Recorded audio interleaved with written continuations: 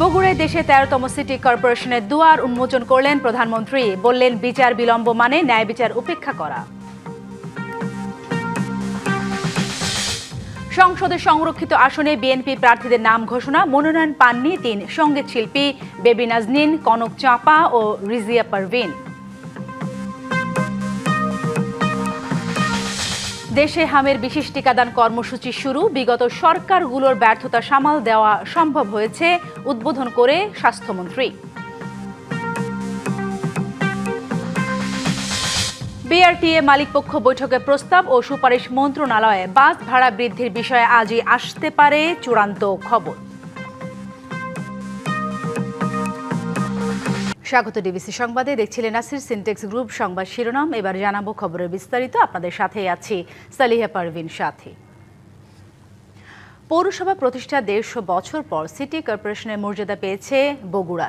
দেশের ১৩তম city corporation হিসেবে Bogura city corporation এর ফলক উন্মোচন করেছেন প্রধানমন্ত্রী তারেক রহমান।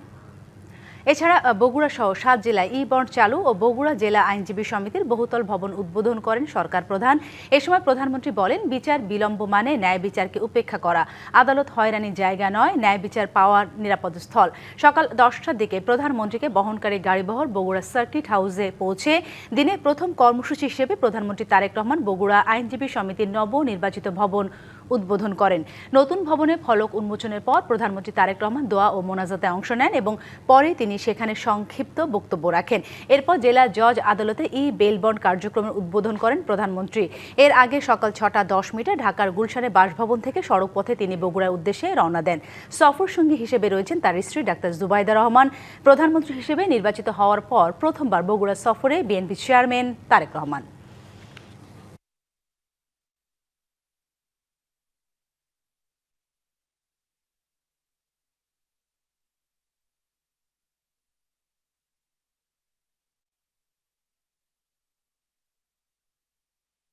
কখনো যাতে কোনো স্বৈরাচার কিংবা তাবেদার জনগণের অধিকার কেড়ে নিয়ে দেশে ফ্যাসিবাদী শাসন প্রতিষ্ঠা করতে না পারে, সেটি নিশ্চিত করাই এখন সময়ের দাবি। আদালত হয়রানির জায়গা নয়, বরং ন্যায় বিচার পাওয়ার নিরাপদ স্থল। জনমনে এমন বিশ্বাস দৃঢ় হলে সমাজ থেকে মব ভায়োলেন্স ও দূরীভূত হবে বলে আমি ব্যক্তিগতভাবে বিশ্বাস করি। ন্যায় বিচারে বিলম্ব করা মানেই ন্যায় বিচারকে উপেক্ষা বা অস্বীকার করা। আমি আশা করি বিচার বিভাগ, কারা কর্তৃপক্ষ এবং সংশ্লিষ্ট সকল প্রতিষ্ঠান আন্তরিক উদ্যোগ নিয়ে বেইল বন্ড ব্যবস্থাকে এগিয়ে নিয়ে যাবেন। বগুড়ার বাগবাড়ি তারেক রহমানের পৈতৃক ভিটা জিয়া বাড়িতে আছেন সহকর্মী আনোয়ার হোসেন। প্রধানমন্ত্রী বগুড়া সফর নিয়ে আরও জানাতে যুক্ত হচ্ছেন তিনি। আনোয়ার, আপনি আমাদের সকাল থেকেই জানানোর চেষ্টা করছেন প্রধানমন্ত্রী তারেক রহমানের এই বগুড়া সফরকে কেন্দ্র করে তার নানা কর্মসূচি নিয়ে। আজকের দিনে তার আর কি কি কর্মসূচি আছে আর সেখানকার পরিস্থিতি কেমন দেখতে পাচ্ছেন, সবকিছু মিলে আমাদের তথ্য জানাবেন। সাথেই প্রথমেই যে কথাটি বলতে চাই সেটি হচ্ছে যে আসলে আমরা বাগবাড়িতে আছি, বগুড়ার বাগবাড়ি, কিন্তু এটি হচ্ছে শহীদ জিয়া ডিগ্রি কলেজের মাঠে আছে। যদি আপনাকে প্রথম কথা বলতে চাই, এই মাঠে মূলত ফ্যামিলি কার্ড উদ্বোধন, ফ্যামিলি কার্ড যে বিতরণ, দুঃখিত, যে ফ্যামিলি কার্ড যে কার্যক্রম আগে শুরু হয়েছে সেই জায়গা থেকে যে ফ্যামিলি কার্ড বিতরণ যে একটি কর্মসূচির অংশ হিসেবেই মূলত এখানে একটি আয়োজন করা হয়েছে। একই সঙ্গে একটু যদি জানাতে চাই আপনাকে, সেটি হচ্ছে যে এই যে শহীদ জিয়া যে ডিগ্রি কলেজ মাঠ, এই মাঠের পাশেই যেটি আছে যে জিয়াউর রহমান গ্রাম হাসপাতাল, সেখানে তার একটি কর্মসূচি কার্যক্রম আছে। অর্থাৎ সেখানে প্রধানমন্ত্রী হাম রুবেলা যে টিকা ক্যাম্পেইন, সেই টিকা ক্যাম্পেইন কার্যক্রম বাংলাদেশ সরকারের মাননীয় প্রধানমন্ত্রী জনাব তারেক রহমান এমপি ঐতিহ্যবাহী শহীদ জিয়া ডিগ্রি কলেজ মাঠে উপস্থিত হবেন। ফ্যামিলি কার্ড যে বিতরণ সেই কার্যক্রমটি তিনি করবেন। আমরা যতটুকু তথ্য পেয়েছি সেই জায়গা থেকে যদি বলি, তাহলে বলতে হবে যে কিছুক্ষণের মধ্যেই তিনি এই অনুষ্ঠান স্থলে এসে পৌঁছাবেন। একই সঙ্গে তার যে পৈতৃক ভিটা,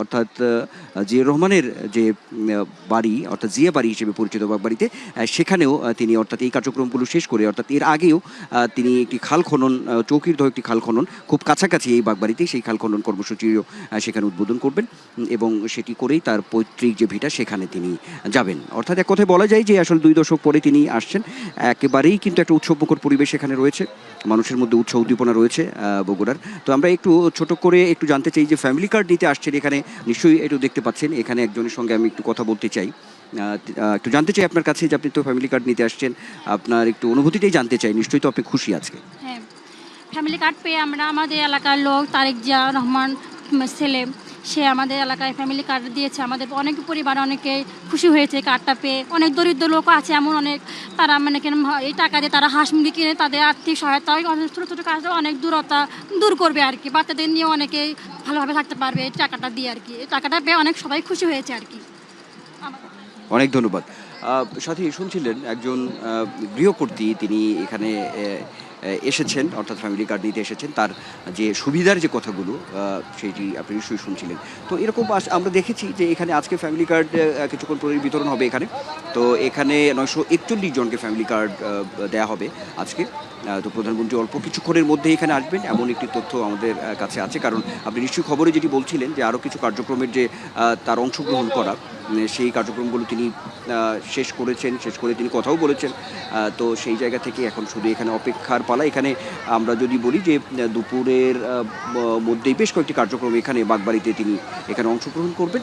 একই সঙ্গে বিকেলে তার যে জনসভা রয়েছে বগুড়া সদরে আলতাফুন্নেসা খেলার মাঠে, সেখানে সমাবেশেও তিনি অংশগ্রহণ করবেন। তো সাথী, এ হচ্ছে এখান থেকে সর্বশেষ।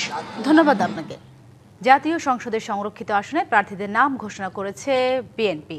সোমবার নয়াপল্টনে বিএনপির কার্যালয়ে দলের সিনিয়র যুগ্ম মহাসচিব রুহুল কবির রিজভী নাম ঘোষণা করেন। যারা মনোনয়ন পেয়েছেন: সেলিমা রহমান, শিরিনা সুলতানা, রাশেদা বেগম হীরা, রেহানা আক্তার রানু, নেওয়াজ হালিমা আর্লি, মোসাম্মদ ফরিদা ইয়াসমিন, বিলকিস ইয়াসলিম, শাকিলা ফেরজানা, হেলেন জেরিন খান, নীলুফার চৌধুরী মনি, নিপুণ রায় চৌধুরী, জেবা আমিন খান, মাহমুদা হাবিবা, সাবিরা সুলতানা, সানসিলা জেবরিন, সঞ্জিদা ইসলাম তুলি, সুলতানা আহমেদ, ফাহমিদা হক, আন্না মিঞ্জ, সুবর্ণ শিকদার, শামীম আরা বেগম স্বপ্না, শাম্মী আক্তার, ফেরদৌসী আহমেদ, বিথিকা বিনতে হুসাইন, সুরাইয়া জেরিন, মনসুরা আক্তার, জহরাত আদিব চৌধুরী, মমতাজ আলম, ফাহিমা নাসরিন, আরিফা সুলতানা, সঞ্জিদা ইয়াসমিন, শওকত আরা আক্তার, মাধবী মার্মা, সেলিনা সুলতানা ও রেজেকা সুলতানা। মনোনয়ন পাননি 3 সঙ্গীত শিল্পী বেবি নাজনীন, কনক চাঁপা ও রিজিয়া পারভিন। মোট 1025টি মনোনয়ন ফর্ম বিক্রি হলেও জমা দেন প্রায় 900 জন। সারা দেশে শুরু হলো হামের টিকার বিশেষ কর্মসূচি। কার্যক্রমের উদ্বোধন করে স্বাস্থ্যমন্ত্রী বলেন, বিগত সরকারগুলোর ব্যর্থতায় হাম নিয়ে ভীতিকর পরিস্থিতির সৃষ্টি হয়েছিল। প্রধানমন্ত্রী তারেক রহমানের নির্দেশনায় সেই পরিস্থিতি সামাল দেওয়া গেছে। দেশে হামের বিস্তার ঘটেছে আকস্মিক। হাম এবং হামের উপসর্গ নিয়ে রাজধানী সহ সারা দেশে প্রতিদিনই শিশুদের প্রাণহানি ঘটছে। এই পরিস্থিতিতে সারা দেশে শুরু হলো হাম ও রুবেলার বিশেষ টিকাদান কর্মসূচি। সোমবার সকালে নারায়ণগঞ্জের রূপগঞ্জ উপজেলার জিন্দা পার্কের লিটল অ্যাঞ্জেল সেমিনারি স্কুলে 6 থেকে 59 মাস বয়সী শিশুদের বিশেষ টিকাদান কার্যক্রম উদ্বোধন করেন স্বাস্থ্যমন্ত্রী সর্দার এম শাখাওয়াত হোসেন। অনেক বাচ্চা মারা গেছে, তো আমরাও ভয়ে আছি যে আমাদের বাচ্চা যাতে সেভে থাকে। ওর বয়স 3 বছর 6 মাস, ওকেও টিকা দেখাবো, আর ওর বয়স 10 মাস চলতেছে, ওকে হামের টিকা দেওয়াবো যাতে বাচ্চা সুস্থ থাকে, বাচ্চার যাতে হামের প্রকোপটা না আসে এর জন্য। এর আগে এক অনুষ্ঠানে স্বাস্থ্যমন্ত্রী বিগত সরকারগুলোর আর্থিক অব্যবস্থাপনার চিত্র তুলে ধরেন। Fascist government, those who had been elected at night instead of the voting in the day, they looted the finance of the country. They made the banks empty. They continued migration of our hard-earned currency from the country. And believe you me or not, health ministry is a very big ministry, but I am totally zero. আমাদের কাছে কোনো টাকা রেখে যায় নাই last government, but till we are running this government. পরে সাংবাদিকদের প্রশ্নের জবাবে স্বাস্থ্যমন্ত্রী বলেন, হাম পরিস্থিতি অনেকটাই নিয়ন্ত্রণে চলে এসেছে। আশা করি আগামী 2-3 দিনের ভিতরে এই ভ্যাকসিনেটের কাজটা এগিয়ে গেলে রিজাল্টসের এটা কমে আসবে। যারা জরুরি অবস্থা ঘোষণা করতে বলে, আমি জানি না কেন বলেছে this is not the time to declare emergency. What for emergency? Emergency কখন হয় একটা দেশে? যখন টোটাল ল্যান্ড টোটাল পপুলেশন যখন আক্রান্ত হয়ে যায়। সব মিলিয়ে 1,78,36,000 শিশুকে টিকাদানের লক্ষ্যমাত্রা নির্ধারণ করেছে সরকার। দেশব্যাপী এই বিশেষ কর্মসূচিটি 12 মে পর্যন্ত চলবে। Hasina Jesi, DBC news, Dhaka. জ্বালানি তেলে মূল্য বৃদ্ধির প্রেক্ষাপটে বাস ও ট্রাকের ভাড়া পুনর্নির্ধারণ বিষয়ে এখনও কোনো চূড়ান্ত সিদ্ধান্ত হয়নি। রবিবার রাতে রাজধানী বনানীতে বাংলাদেশ সড়ক পরিবহন কর্তৃপক্ষ BRTA কার্যালয়ে পরিবহন ভাড়া পুনর্নির্ধারণ নিয়ে মালিকপক্ষ ও সংশ্লিষ্টদের সঙ্গে আলোচনা হয়। জানানো হয়, বৈঠকে আসা প্রস্তাব, মতামত ও সুপারিশ সংশ্লিষ্ট মন্ত্রণালয়ে পাঠানো হচ্ছে। সব দিক বিবেচনা করে মন্ত্রণালয় থেকে আসা চূড়ান্ত নির্দেশনা গণমাধ্যমে জানানো হবে। জ্বালানি তেলে সংকটের প্রভাব পড়েছে সবখানে। রাজধানীর সাধারণ মানুষের খবর জানাতে যুক্ত হচ্ছে সহকর্মী ইউসুফ রানা। ইউসুফ, জ্বালানি সংকট তো কমেনি, এর মধ্যে আবার বাড়ানো হলো জ্বালানির দাম। আপনি নিশ্চয়ই সকাল থেকে পেট্রোল পাম্পগুলো ঘুরে দেখেছেন। ভোগান্তির চিত্র কি কোনো পরিবর্তন হয়েছে নাকি সেই একই চিত্র দেখা যাচ্ছে? আর আরেকটি বিষয় জানাবেন, এই জ্বালানি তেল দাম বাড়ানো নিয়ে ভোক্তা পর্যায়ের প্রতিক্রিয়া কি? সাথে আপনি যেমনটি বলছিলেন যে জ্বালানি তেলের দাম বাড়ানো হয়েছে, সেটি শুধু পেট্রোল, অকটেন, ডিজেল নয়, গতকালকে এলপিজির দামও বাড়ানো হয়েছে এবং এটি এই মাসে দ্বিতীয় দফা বাড়ানো হয়েছে। এতে 12 কেজি এলপিজির দাম সবশেষ দাঁড়িয়েছে প্রায় 1940 টাকা। কিন্তু প্রবলেম যেটি হলো যে আমরা রাজধানীর বাজারে আমরা বিভিন্ন দোকানে যারা এই এলপিজিগুলো ব্যবহার করেন তাদের সাথে কথা বলেছি। তারা আমাদেরকে যেমনটি বলছিলেন যে এই যে 2 দফা বাড়ানো হয়েছে তারপরেও কিন্তু সেই নির্ধারিত দামে তারা এই এলপিজিটি পাচ্ছেন না, তাদেরকে আরও বেশি দামে এই এলপিজি কিনতে হচ্ছে এবং সেটি 200 থেকে 300 টাকা পর্যন্ত 12 কেজি এলপিজির দাম বেশি দামে কিনতে হচ্ছে। এবং এতে তাদের যে বিশেষ করে ছোট ছোট হোটেল এবং রেস্তোরাঁ, এছাড়া আপনার যারা ছোট ছোট চা বিক্রেতা, তাদের কিন্তু এই দামের প্রভাবটি অনেক বেশি পড়ছে। আমরা একজন বিক্রেতার সাথে কথা বলতে চাই। আপনারা তো এলপিজি দিয়ে রান্না করেন এবং হোটেলের যে বেচা বিক্রির কাজ সেটি এই রান্নার উপরে নির্ভর করে। এইবার দেখলাম যে সরকার 2 দফা দাম বাড়িয়েছে। আপনারা কি সরকার নির্ধারিত দামে সেটি পাচ্ছেন? সরকার নির্ধারিত দামের সাথে আমরা সরকার যে দাম নির্ধারণ করছে এই দামে আমরা পাইতেছি না, কারণ এটা ডিলারের কাছে আসে, ওইখান থেকে দাম রেট বাড়ে। তো ওইখান থেকে আইসে আবার যখন খুচরা বিক্রেতাদের কাছে আসে ওইখান থেকে দাম বাড়ে। তারপরে আমাদের আরও সরকারি যে নির্ধারিত রেট এটা থেকে বেশি দাম দিয়ে কিনতে হয়। কত বেশি দিয়ে কিনতে হয়? যেমন এতদিন গ্যাসের রেট ছিল 1700 টাকা, 1760 টাকা, তখন আমাদের 2000 টাকা করে দিতে হয়েছে। তো এখন নাকি আবার গ্যাসের দাম আজকে বাড়ছে, তো আমাদের তো আরও বাড়ায় দিতে হইব, হয়তো বা 2200-2300 এরকম দিতে হইব।